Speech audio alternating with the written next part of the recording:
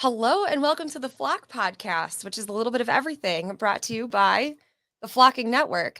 Tonight we have very special guest, Jeannie, on, and we are going to be talking about narcissist healing journey and separating away from that and how that looks. So if you like what you hear and you dig the vibe and you want to support the flock, make sure you click those clickables and visit the Buy Me a Coffee page. From there, you can join the membership, leave a donation, and pick up some flocking merch. If you want to be on the Flock podcast, like Jeannie did, there's actually a clickable for that. There's a link, and all of those can be found in the show notes. So, with that being said, I'm very excited to have you on. So let's start with a little bit about kind of how you started on TikTok, how you found the flock, and then we'll get into your journey with your topic. Well, thank you. I'm so excited to be here. I really am. I think I only did that one little stint on Twitch. Yeah. One day. Yeah. A long time ago. Oh God, yeah. That was a long time ago. Yeah. Well, I actually, I'm so excited to be here. Thank you so much for having me on. So I found you originally on TikTok. And I don't know exactly how I came across your page, but I know I was scrolling and you were talking about being from Rochester, and I was like, what? Oh, that's from Rochester. Yeah. Oh, that's right. I did. It's not that I forgot. It just it had to re-click. It's been a few years. Yeah. Yeah. So I was like, hold on, I got to stop and listen to her. And so you were talking about your books and the gold, and you were live, and we started talking about New York. And so then I just fell in love with you in that moment. And I was like, I got to follow her. And then of course I found the link forest, or the forest, whatever we call it. The flock, what do we call it? The flock forest. It's the link. The link forest. Yeah. The link forest. Called the link forest. So I found that, and I started asking you for book recommendations, and you started giving me book recommendations, and I started reading them, and I was like, I love her. So I don't know. I just felt like there was an instant bond because we were both from Rochester. Yeah. Right. Rock City, bitch. Upstaters unite. So how did you start on TikTok? I left my ex-narcissist I left Rochester, came back to Maryland in September of 2019. And my daughter would always send me TikToks to watch. So I would just have to wait for them to download to watch them. And finally I was like, I'm just going to download the app. I want to see what it's all about. So I downloaded the app. Sounds familiar. I would just watch videos she would send me. And then I was like a big user number. And then I would watch her videos. And then I decided to give myself a name. So then the funniest thing is, because as soon as I gave myself a name, I went to watch one of her videos, and she was like stomping down the hallway, Mom, you have to follow me everywhere. And I'm like, well, you're the one that introduced me to this app. Right? I need to know what it's about. So I just started scrolling, and somehow found myself into like a really good group of, do you know who JT Laybourne is? He does, like, they call him like the Smiley Boys. It was like Ed Dudes and JT Laybourne, like, I don't know, but I ended up in this group of like positive people. So that was in like September, October of 2019. And then in January of 2020, they had this big meetup. So I decided to go. So I met all these TikTokers, a lot of really well-known TikTokers, or, super famous TikTokers. And they were the ones that were like, all right, you have to like make content. You have to go live. You have to do this. You have to do that. So while I was at that event that weekend, they got me to 1,000 followers. So I went live from the event for the first time. And then, I don't know, then I ran into Ship and Batty and you, and here we are. That's a journey. It is a journey.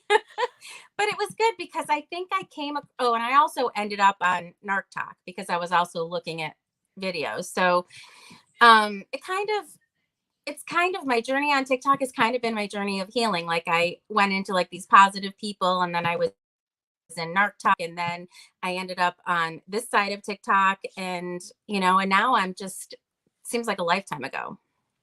Yeah. It really is when you start kind of backtracking this journey, like when I ask people this, and then I'm always curious the points in which like our paths kind of cross too, because now it gives me an idea just how long, like, damn, like that was garage days. Yes, Like, it yeah, was. like that was years Yes. ago. Yes. And like it's always so amazing to me, and it's so incredible to be able to take this like higher perspective and just like watch this growth of everyone and of the flock, and to be able to look back and recognize that, like, damn, like this has been a fucking journey. We did it. We're For here. sure. Absolutely. Yeah. And I That's awesome. know that I'm not the same person I was 3 years ago. No, none of us And are. and I think in the beginning I tried really hard to be like, okay, I need to be who I was before this happened to me. Like, for a long time I was like, okay, I have to heal and be her again. But you can never be her again, because I'm better than she was. Right. I'm stronger. I'm more whole of a person. Like, it's completely different. So once I recognized in my head that I wasn't trying to get back to someone, that I had to grow into the better person I've become. That was kind of where I started really, really healing. Yeah. Because North is in. Yeah. So you wanted to come on and talk about, let me back up. Hold on a second. Let me back up. So once upon a time, we did this thing called Bitching with Bertha. Do you remember that? Right. Yes. I do. Listen, sometimes we just got to fuck with shit until we figure it out, right? Yep.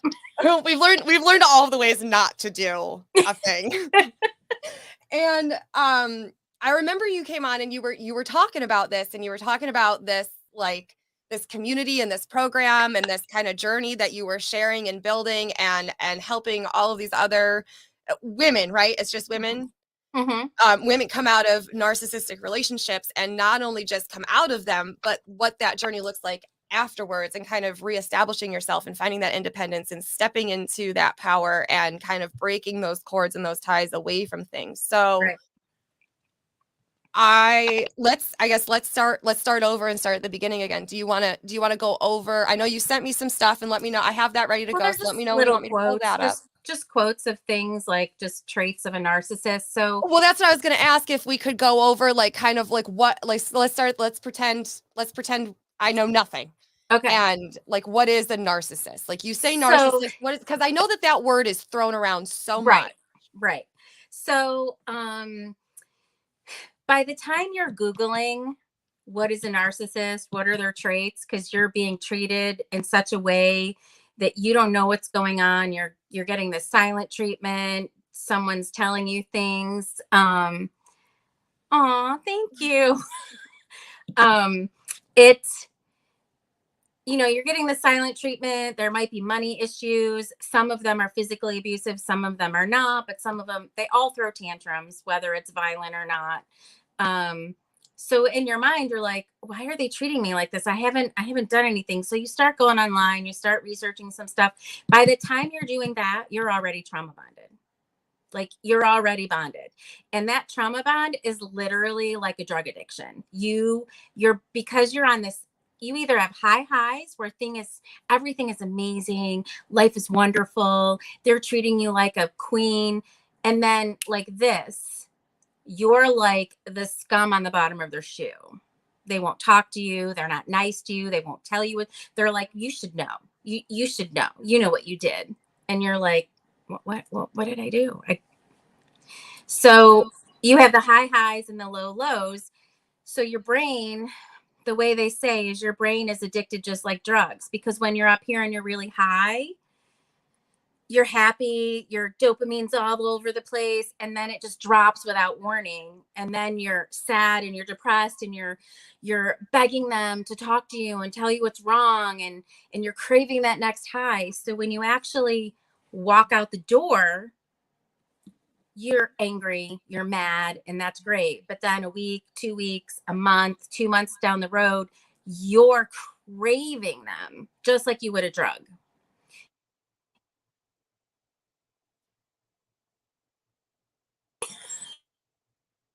We're Someone was having trying to call technical difficulties right now. Okay. Sorry, someone was trying to call me. I'm like, no. Listen, this is So, flock time. I'll write whatever notes I need to explain to right, people that we don't listen, no phone calls. right. So, so your body is missing that dopamine high. So you also get, I think one of the things I sent you was narcissistic amnesia. So you I have, tend to, yes. yes, you tend to forget all the horrible things, and then you're missing all the good things. So, yeah.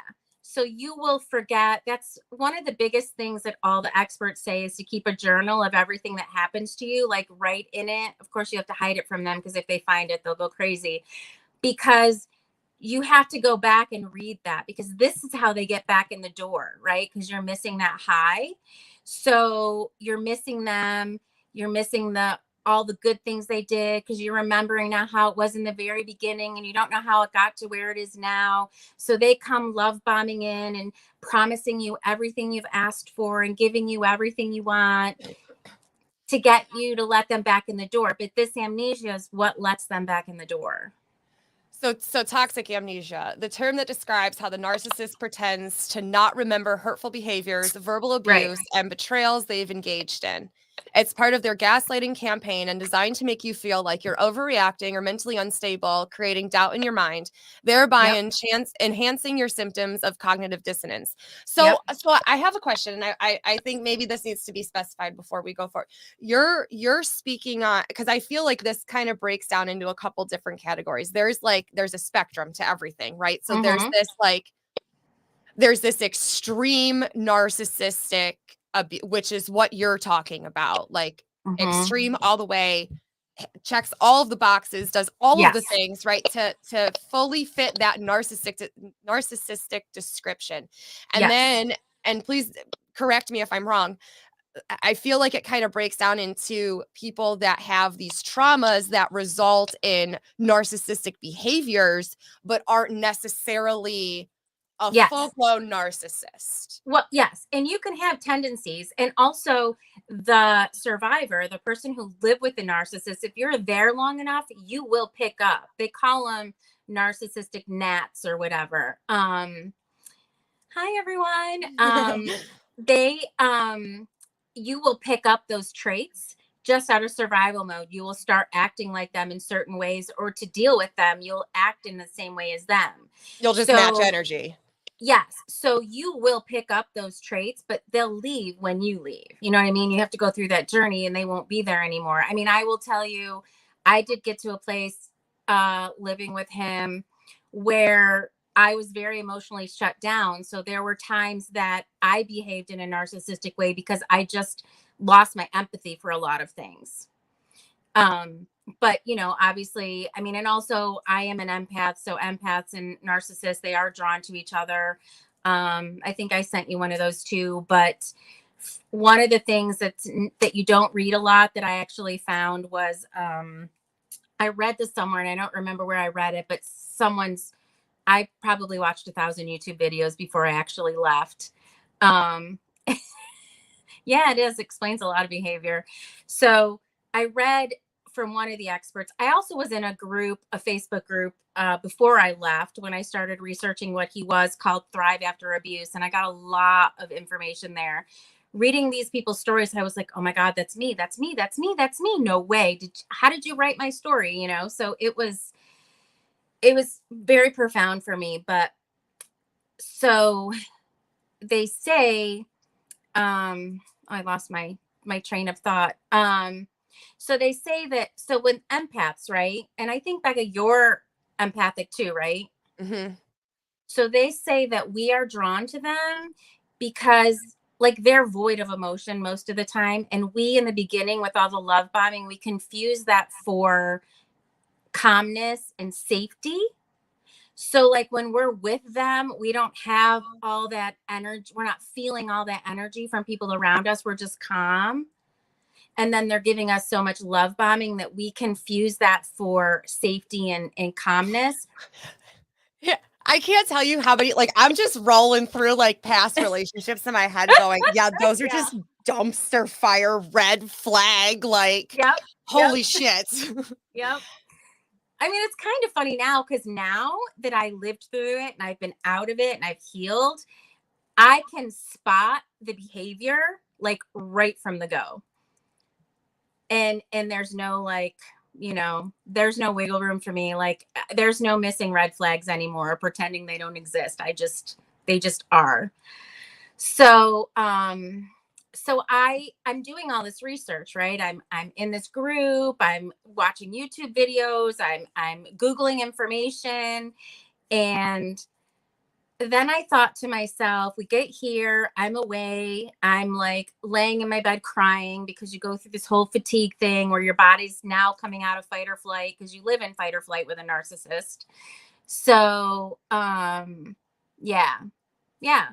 So you live in fight or flight. So when you leave, while you're also sad and healing, your body's coming out of fight or flight. So you're exhausted. So I would tell anyone, be lazy, sleep in your bed.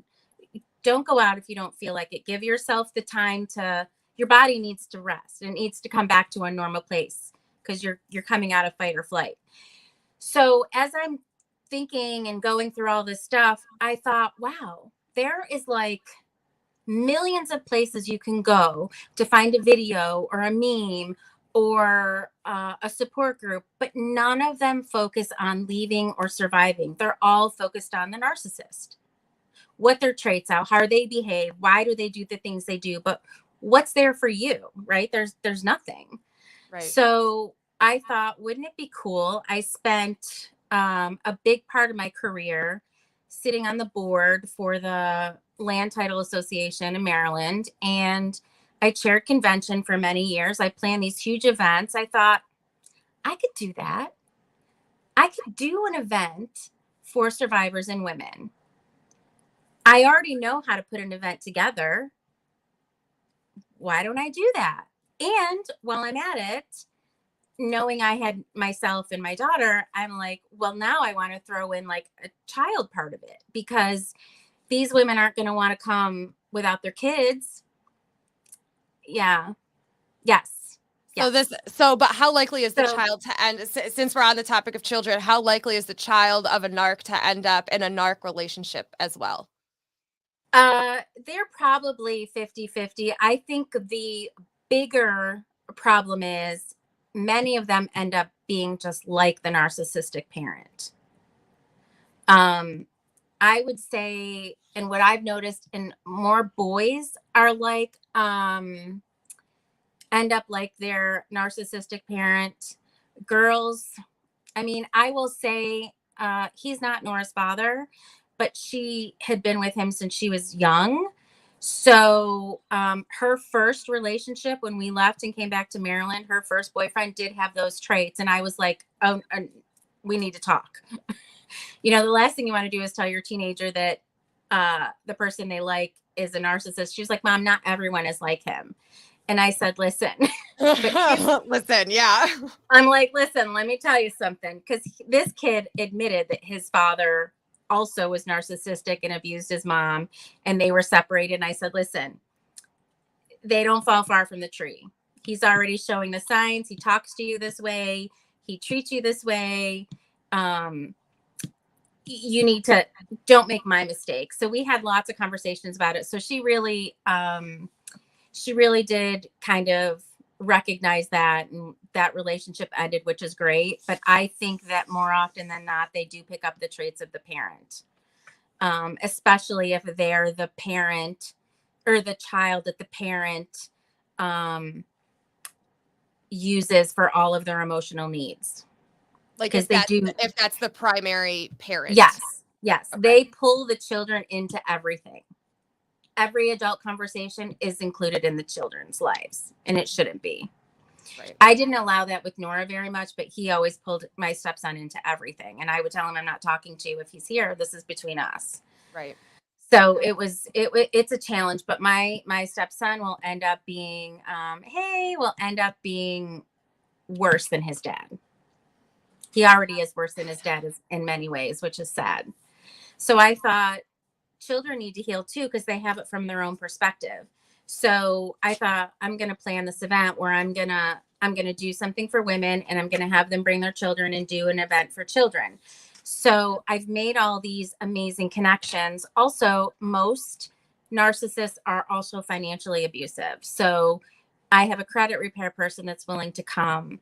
I don't know if any of you know Allie on TikTok, but she's Love Good Allie, I think. She does trauma breath work. She's amazing. She's also an amazing survivor. So she's willing to come and do some breath work for children and adults. Like I have already all the people set up. So I had to file the LLC paperwork, and now I'm working with an accountant to put everything into a nonprofit so we can start raising money. That's so awesome. When are you hoping to have this by? I'm hoping to have it done before the end of the year. So maybe like in the fall, I can put an event together if I can raise enough money, because most survivors don't have a lot of money because most narcs take all your money. So fair enough. When I left, I was in a really, really good place. But also I went back to take care of my mom, and my mom didn't have any life insurance, so I'd pay for her funeral while I was there. I had to fight her dad in court while I was there, and then dealing with the narc. I pretty much, when I came back to Maryland, I had to start over from scratch, from everything. Right. So thankfully I had a career to fall back on. So, but I feel like maybe I went through this because I meant to help other people, through it, because I didn't have anyone there for me. No one. Right. And except for you. I want to hit on that point, and I want to hit on your other point too, is you said, starting over from scratch. And I have this thing, like, you never start over from scratch. You start over from experience. Right. Because you did this happened, this thing happened, and now we're going to figure it out. But we have this experience, right? We know what not to do, at least. Right.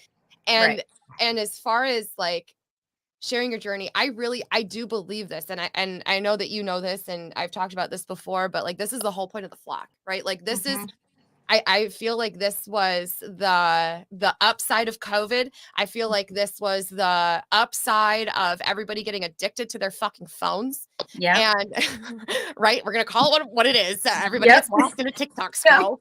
And I really think that was the upside, because in sharing all of these stories, in vocalizing these things and talking about that, there is just this immense wave of healing that is just washing over. And these people are finding their tribes, we're finding ourselves, and I'm here for it. I'm here for it. So I appreciate you more than you know. So and I do. I love all of you guys, and I appreciate the fuck out of you too, because if it wasn't honestly, if it wasn't for you guys, what would I be doing? What would I be doing? I wouldn't be doing this. We wouldn't be here. None of us would be here. This wouldn't be a thing. Right. That's true. None of this is a thing. All right, listen, I got this thing pulled up here. I want to read through this, because what you said, like, these are good. So this is going back to, I brought this one up when you were talking about Nora and her relationship with her boyfriend at the time. Narcissists don't want honest relationships. They want cheerleaders. They want people who always give them the right. They want blind loyalty. They want unconditional acceptance no matter what they do. As long as you don't question anything they do or give them the wrong on anything, they must just leave you alone. But watch out. If you disagree with them or you go against them in any way, in their eyes, this is the deepest level of betrayal. And it never goes unpunished. Narcissists are spiteful and vindictive. Very. And that's a lot right there. And I want to ask you, so in relationships with people, and this might be an unpopular opinion, but I don't believe in unconditional love. Right. I think that is the most bullshit concept that they have put. Like, I have unconditional love for my daughter. She is my flesh and blood, right? Same. Like, but as far as like relationships, like chosen relationships in my life, like that shit's very much conditional. I'm sorry. You absolutely over boundaries. You act some sideways way. Like I'm not going to love you the same. Like you start losing access to me. Right. Like, I'm not going to put up with that shit. Absolutely. Yep. You also feel that way? I 100% feel that way. And they are the most spiteful, vindictive people on the planet. I truly believe, I probably shouldn't say this, but I truly believe that they are evil spirits or evil, empty entities. I don't know. When they call them like emotional vampires, they really literally suck everything out of you. You become a shell of who you were before that. But they all have a pattern. They all have their own pattern, right? So I remember I was sitting at the dinner table one night. It was him, myself, my daughter, my stepson, and his girlfriend. And I'd made this big, beautiful dinner. We're all sitting at dinner, and a lot of them are very loud because they want to be noticed and they want attention. So they're very loud and boisterous. And he's trying to be like funny and charming in front of, his son's girlfriend. So I remember sitting, because we were both at the head of the table and the kids were at the side. And I remember sitting there thinking to myself, I can't do this for the rest of my life. There's no way I'm doing this forever. No way. I'm out. And this is already after I let him back once, So I was like, how am I going to get out of this? I just let him back. How am I going to get out? So that's when I started to kind of formulate my plan. But you have to do it in such, like, they cannot know. If they know a single thing, you're screwed. Right. So I was substitute teaching and I was bartending and waitressing. And I opened a bank account that he didn't know anything about. And I had the bank statements go to my best friend's house that I grew up with. And I started having, because I worked at Olive Garden. So you could put your tips on a card, or you could put your tips in cash. So I put half of them on bless you. I put half of them on like my regular bank card because he would check the bank. And I would do half of them in cash, and I would hide the cash and stash it somewhere that he couldn't find it, so I could build up enough money that I didn't need, that he didn't know I was making a stash to leave. Well, I was also reaching out to my old neighborhood in Maryland saying, hey, we're coming back. You need to find me something like we had when we left, the condo like we had when we left, around the same price range. So I was kind of putting all my ducks in a row, but I had been living with him long enough to observe. If you really pay attention, like if you pull yourself back from that trauma and that emotional, that begging them to pay attention to you, to love you, to try and get back to what you had, if you pull yourself back and you just observe, they have very distinct pattern behaviors. Like if they are who they are, no matter who they're with, they will change partners, but they will do everything exactly the same. Oh, I'm so happy you're out. Congratulations. I'm always here if you ever want to message me too. So I had really learned his pattern behavior. Yes, me too. So I was able to, in my mind, I was able to be like, okay, if I do this, he'll do this. If I do this, he'll do this. So I was able to kind of maneuver the way I needed to without him even having a clue. And I also got to the point where he left because he thought he left because he wanted to leave. But I really kind of pushed him out. This is one of those, he's playing checkers, I'm playing 3D chess. Exactly. Yeah. Exactly. But I knew it had to be that way, because if I kicked him out and forced him to leave, then my life would be the most spiteful, vindictive. They're already spiteful and vindictive when they leave, but it would be 10 times worse if he felt like I was doing it to him. You're just giving him ammunition at that point. Exactly. Yeah. So I literally made all my moves around him. And when he would lose his temper and he would yell, and I would just be like, whatever, whatever. And Nora would say to me, why do you let him talk to you that way? Why don't you say anything? Why don't you do anything?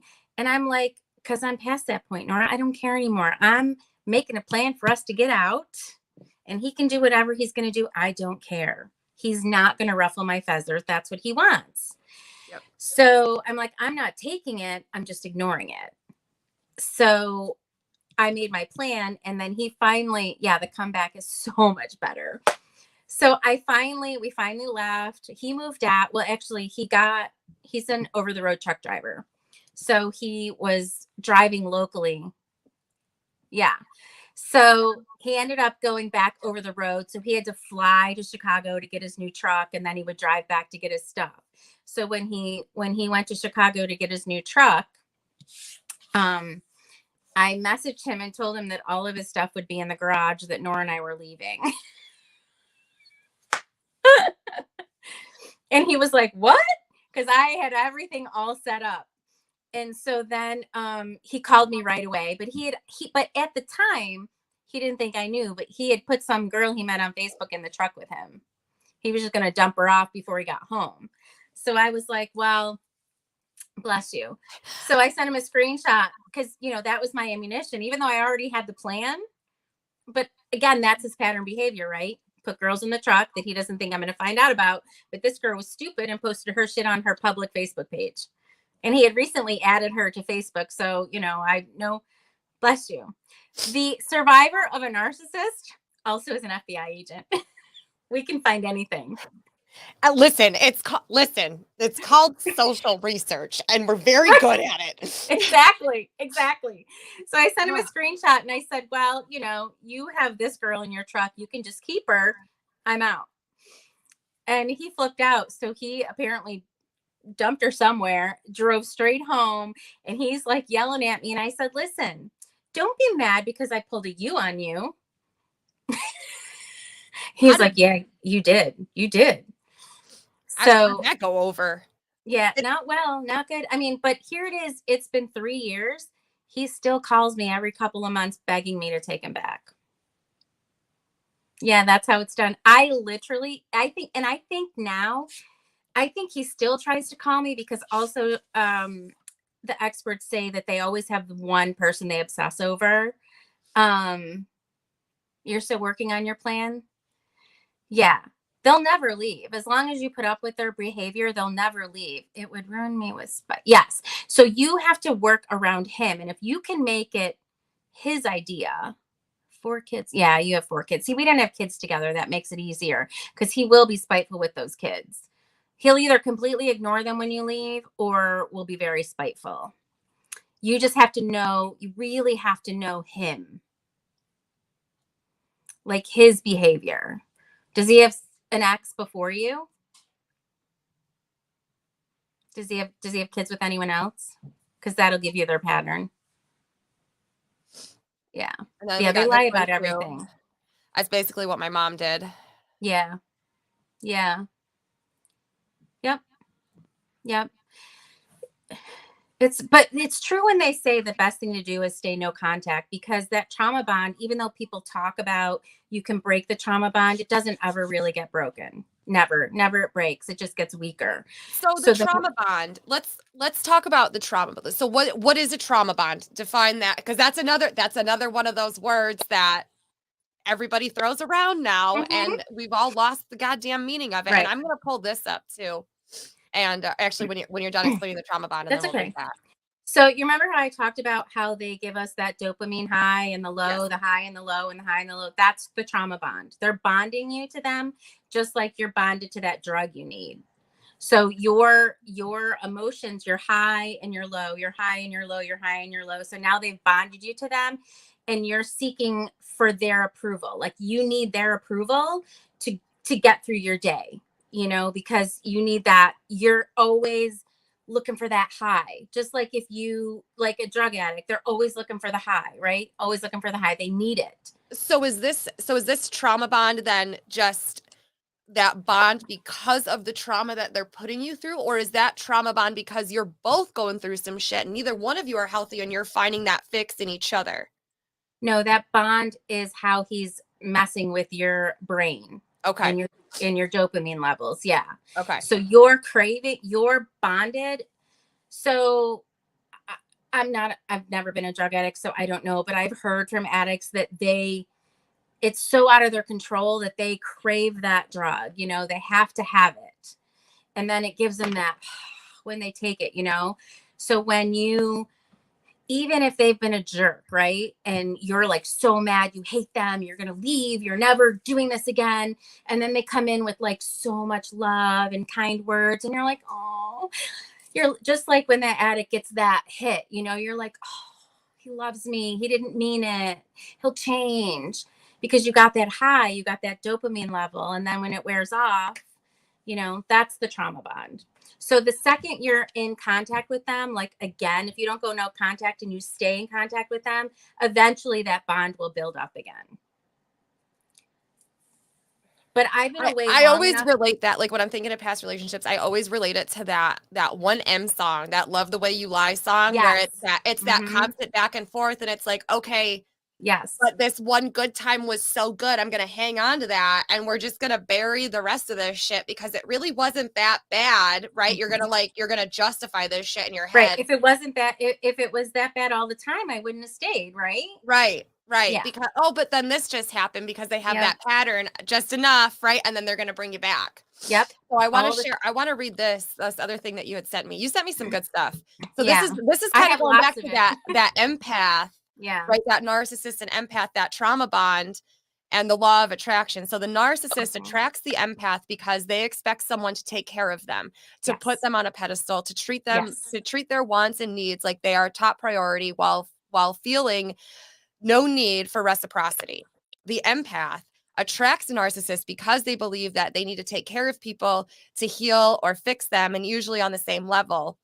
Don't believe they're deserving of love and affection, and so they give and give with the hope of receiving something until they're ultimately depleted. And that's where that other term, the breadcrumbing, comes in as well, too, where they just keep giving you these little pieces to cling on to. Correct. So that you don't recognize. Yeah, just enough. Just enough so that you don't recognize that. And like I'm just rolling through the index here in my head of like all these fucking, and they train you over time to take less and less and less and less. So your breadcrumbs start out like big croutons, and then they end up like tiny little bird crumbs. Yeah. Well, and it's that desperate need to like, oh, I can fix you. Right. Yes. I can help you. Yep. And then I can love you to heal. I can love you because I'm so broken inside that we're not going to look at my shit. We're just going to put it all on you. Yep.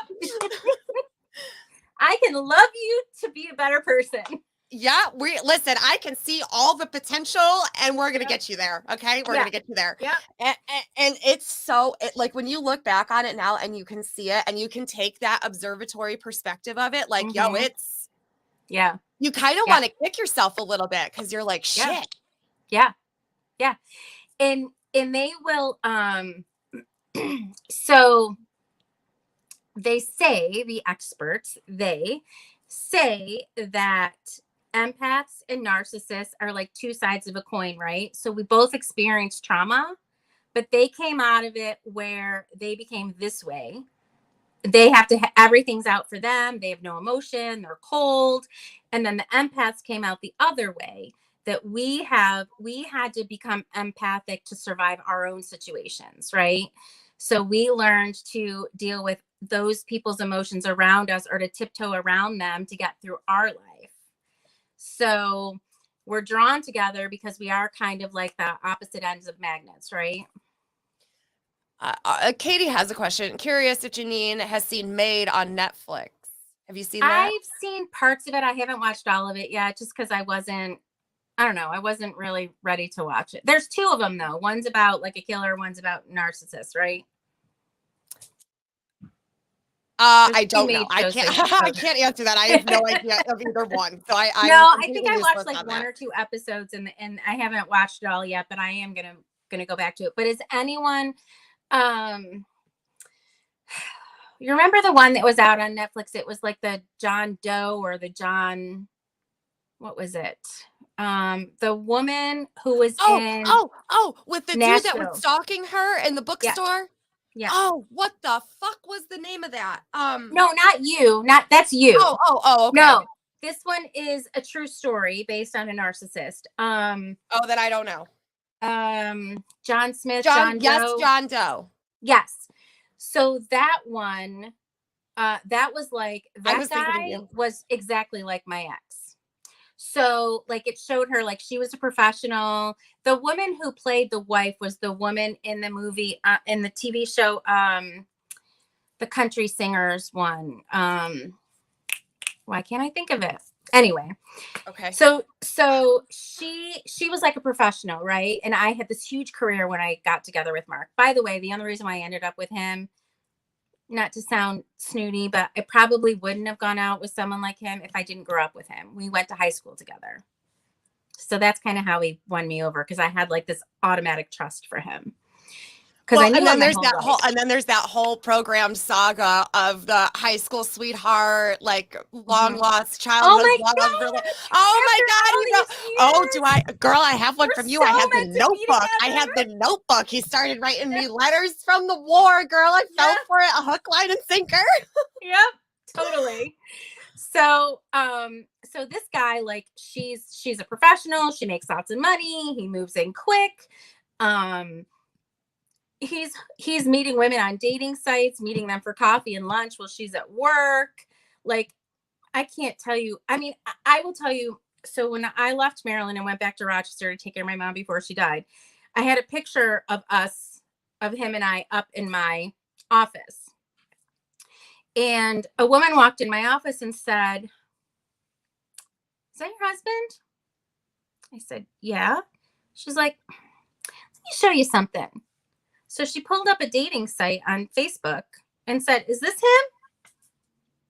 I was like, yeah. What? So that was like the first huge fight we had, because I went home and I said, "Is there something you want to tell me?"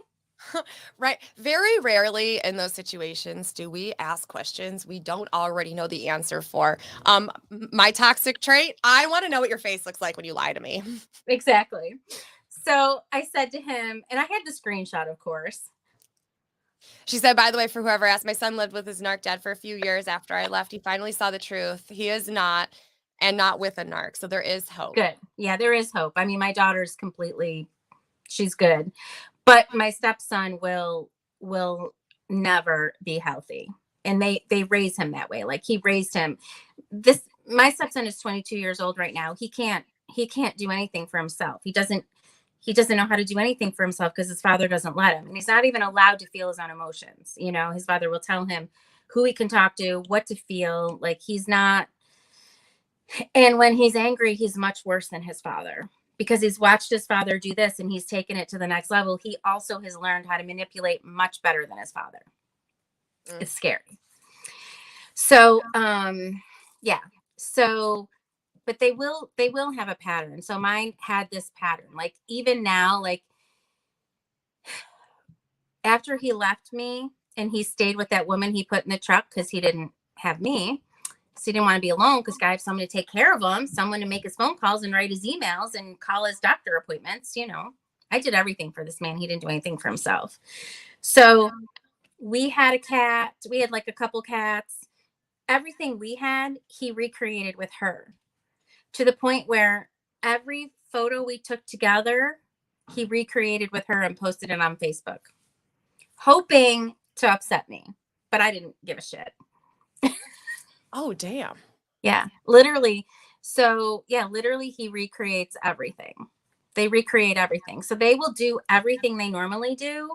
They'll just swap out the partner. Once you're awake and you leave and you finally get out, they'll find they've already got someone on the back burner. And there's a lot of people, like, I'm helping a friend of mine here locally. And yeah, I mean, yeah, we all know the answers before we ask. But I'm helping a friend of mine here, and she's like, he would never cheat on me. He's always home. And I'm like, okay, you know him best. But they always have someone on the back burner.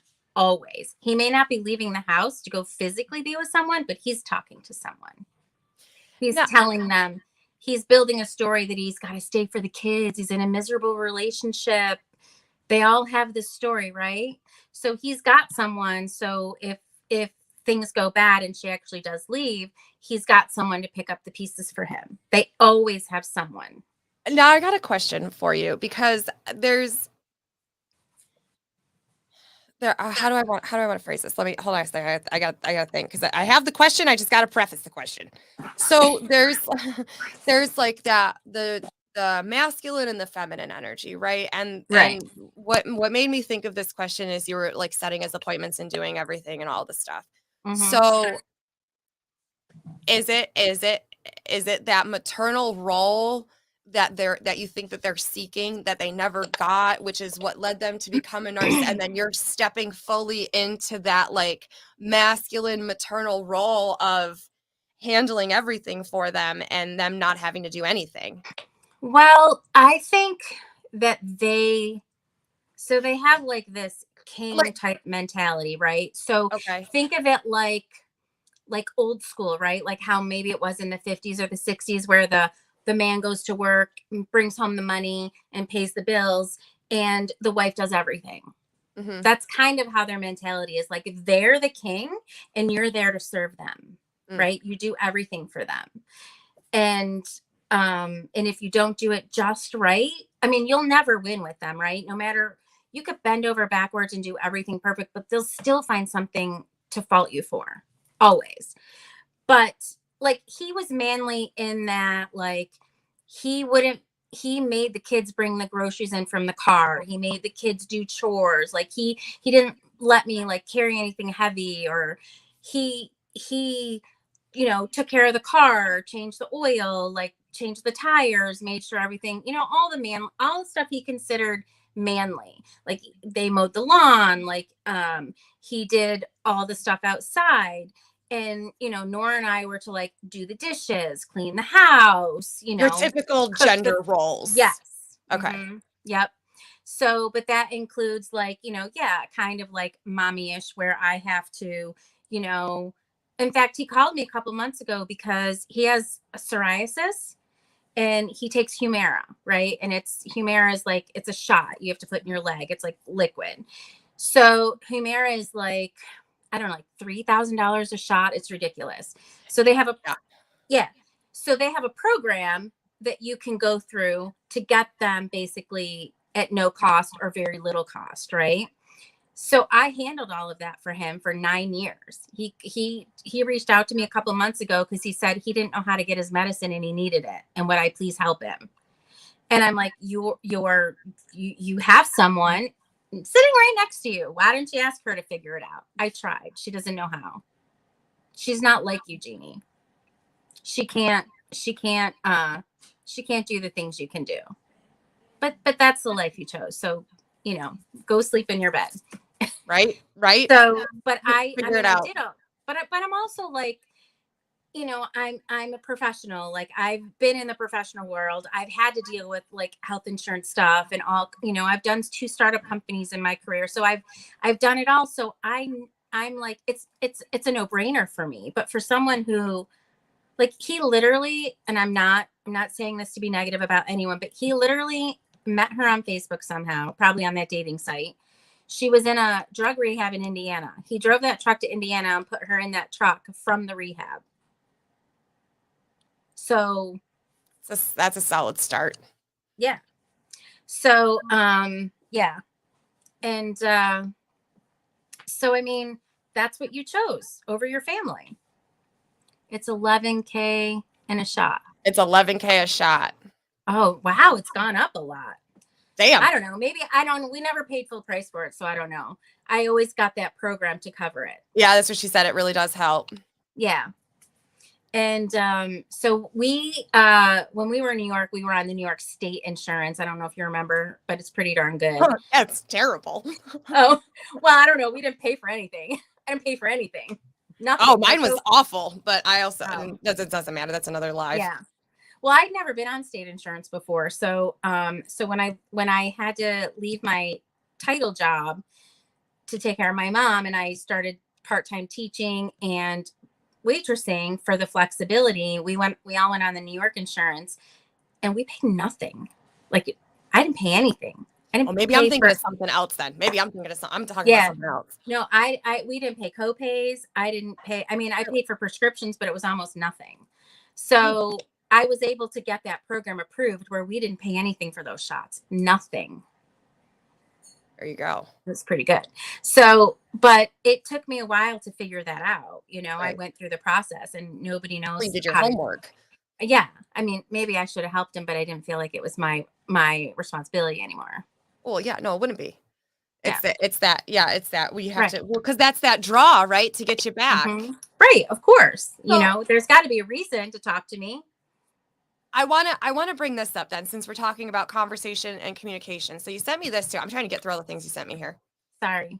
No, I'm no, a no, you're Deborah good. Jaw. Deborah Oh, Jaw. no, you are. Was Well, that no, a cartoon?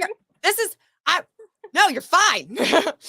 So there's no communication with narcissists. There is no true healthy communication and problem solving with a narcissist.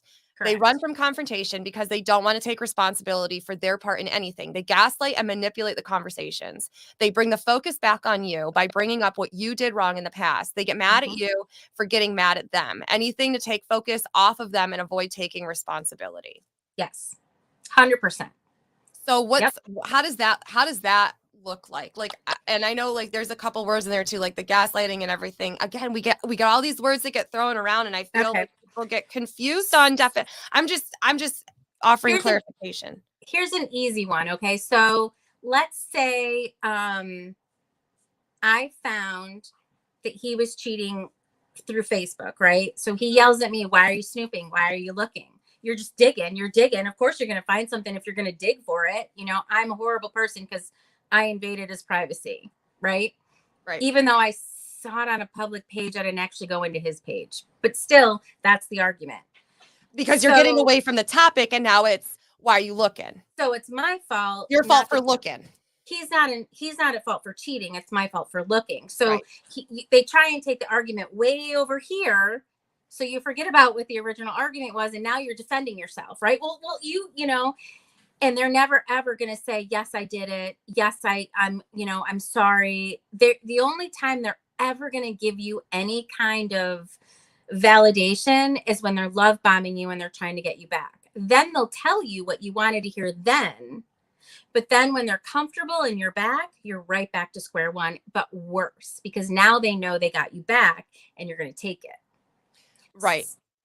Well, and I feel like it's also too, like those moments they get real desperate when you're also like you're really about to leave. Yeah. Right. That's like they'll not only they'll after you promise you leave, the but like world. while you're trying to leave, like you gotta hide car keys, like you gotta get creative. Like I remember I was in this, oh God, we're gonna get into some shit here. I was in thanks, girl. I was in this really bad relationship, dude. And was trying to stop me from leaving and put his whole like fist through the windshield. Like made a whole like it wasn't even a scene, it was the whole goddamn play.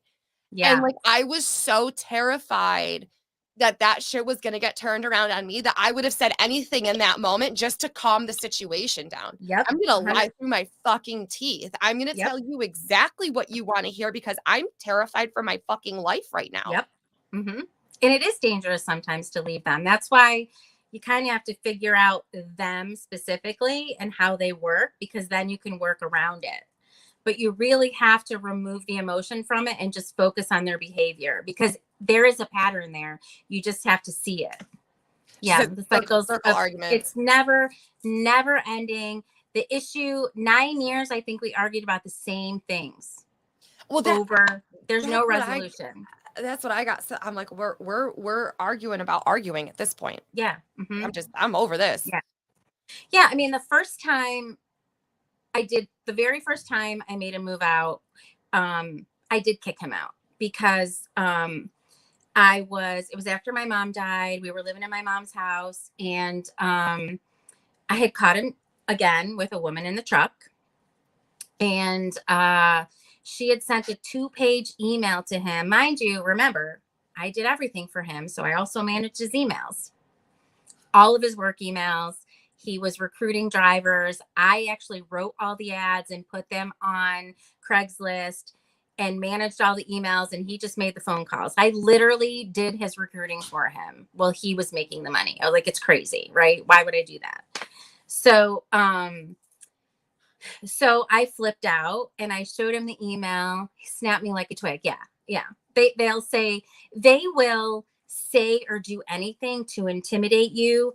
So you're so scared, you're afraid to do something. Now some of them are very physically abusive and they will do it. Mine, however, would never actually hit me, but he would scare me enough to think he would. Right. It's But the fist going through the wall right next to your head. right next to your head. Yeah. Yep. So that's what happened that night. I told him he had to get out.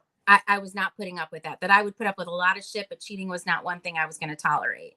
So he flipped out. He grabbed me and pinned me up against the wall, and the kids came running over to get him off of me. And then he put his fist right through the wall, right next to my head. And then his stepson, or my stepson, called his aunt, his sister, his father's sister.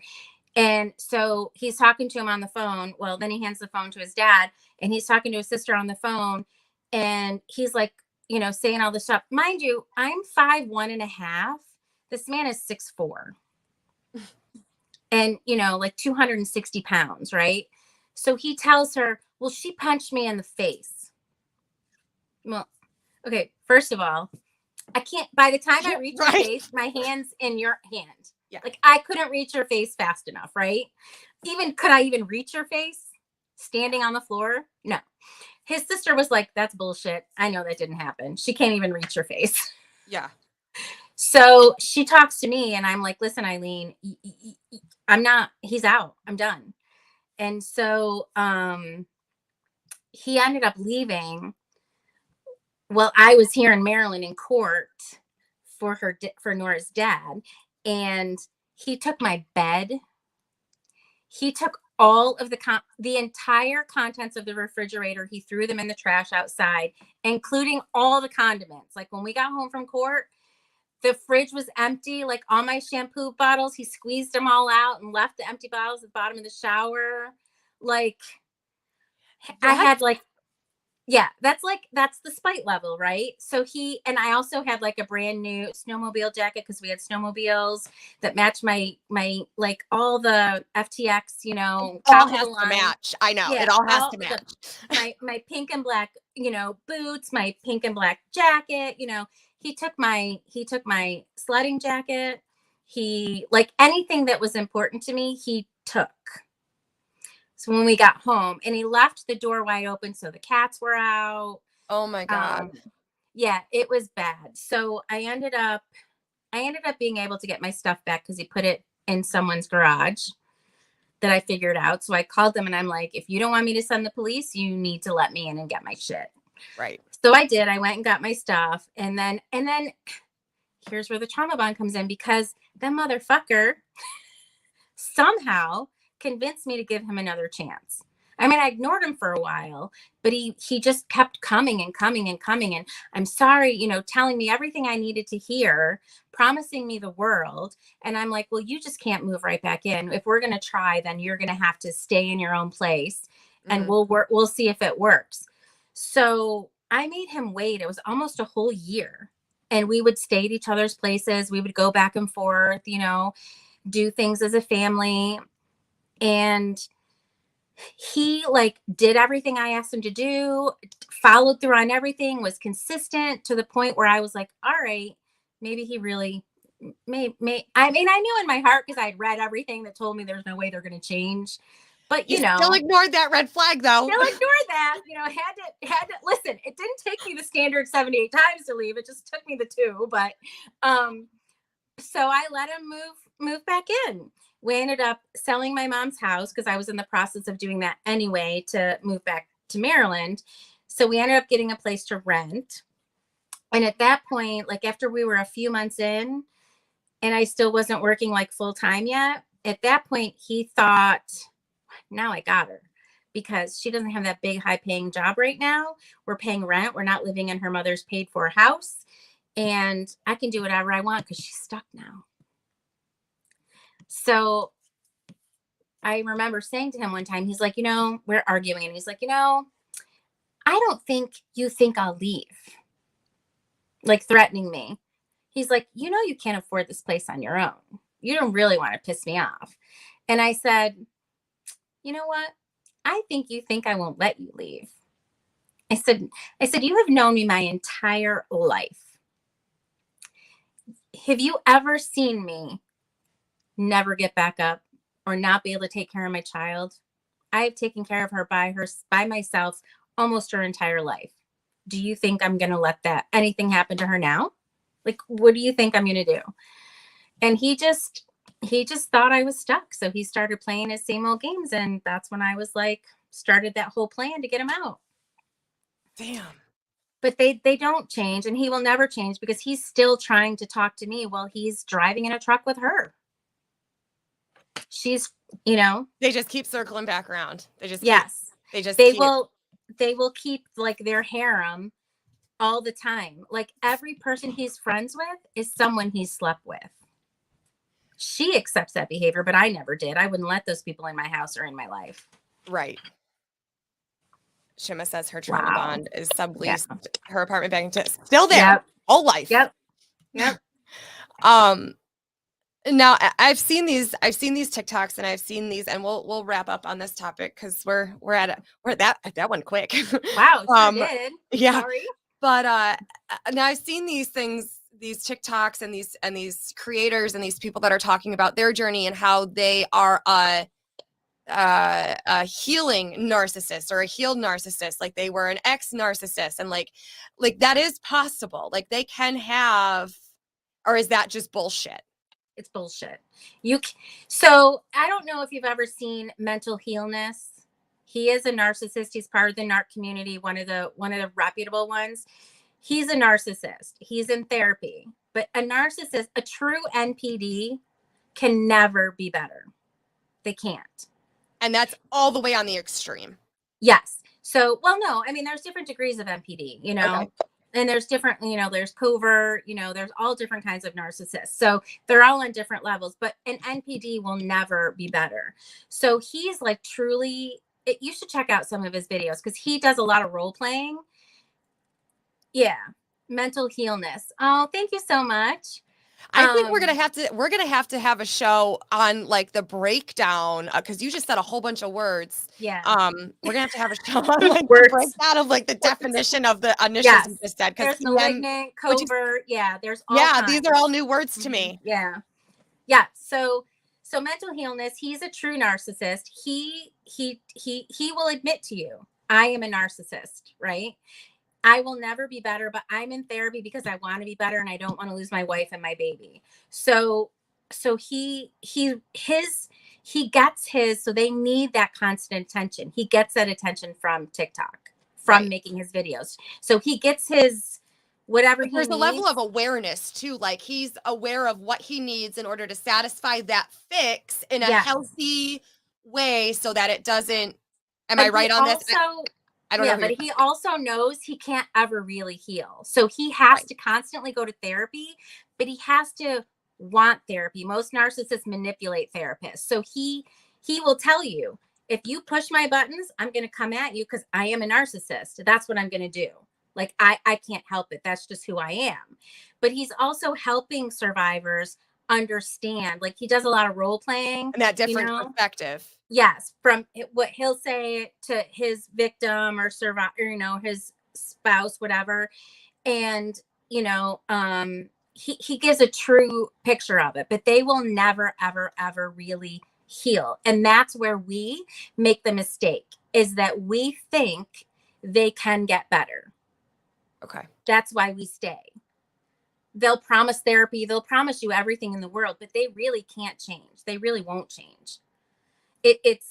And he even admits he can't fully change because it's who he is. Right. So, I mean, I guess if that's the one takeaway, they'll never be better. They might be nicer. They might be less abusive, but they'll never really not be a narcissist. They'll always have those traits and those behaviors because that's who it's a personality disorder. Okay. It's like their brain is altered, Right. Yeah. So Wow. That was on that note, this was a fantastic show. I would Aw, love thank you. greatly to have you back on, and I'm sure everybody agrees. This was a lot of really good information and a lot of really interesting like perspective, and I think there's going to be a lot of people that, oh, I'm not alone, right? Like I got this. Like I can do this too. Absolutely. So And I'm always willing to talk to anyone. So and I did so in the show notes I do have your TikTok handle in there. So if okay. you guys want to grab her on there, and you have messaging turned on there, is there another way to Yeah. contact you? Yeah, my messages are on, but I will tell you my point two has a lot of the political stuff on there. My point three has a lot of the narcissist stuff on there. And my point four is really a lot of my work stuff. I don't have point nothing. So we'll Okay. talk backstage. We'll talk backstage, and I'll make sure I Okay. update that. I'll make sure I It update doesn't that matter. link. They'll find it. Yeah. I'll make sure I update that link, and yeah, we'll definitely get you back rescheduled on here, and we'll do the breakdown and a little bit of a deeper dive Yeah, into I would that. love that. So I would love that. yeah, make sure you hang out backstage. Don't go Okay. anywhere just yet. Okay. So on that Okay. note, thank you again so Thank much. This was you. Thank you for amazing to be having me. able to have a whole conversation with you, because I know the first time it was only 6 minutes, because that was Yeah. done. Dougie Fresh. So thank you all for joining us tonight in the comments, and Thank you, anyone that is everyone. watching the replay of this. Thank you guys so much. It's always a vibe. Few shout outs. We got James with Double O Music. I know he was in the chat tonight. He does all of the music for our Thank opening and closing on the you. show, and saves me from copyright issues. So thank you so much. We love that bass. We got Goose with Here to Chew Bubblegum, and then our sponsor, Static and Noise. All of these can be found in the channels tab of the Flocking Network page. I'm starting to lose my voice. And make sure you This guys darn check that. narcissist. Yeah, right. And make sure you guys check that community tab, as I do sometimes add things in there. Make sure you click the clickables, hit that like button, drop a comment, hit the subscribe button, and thank you guys so much for joining tonight. Walk Thank around you. and find out, y'all.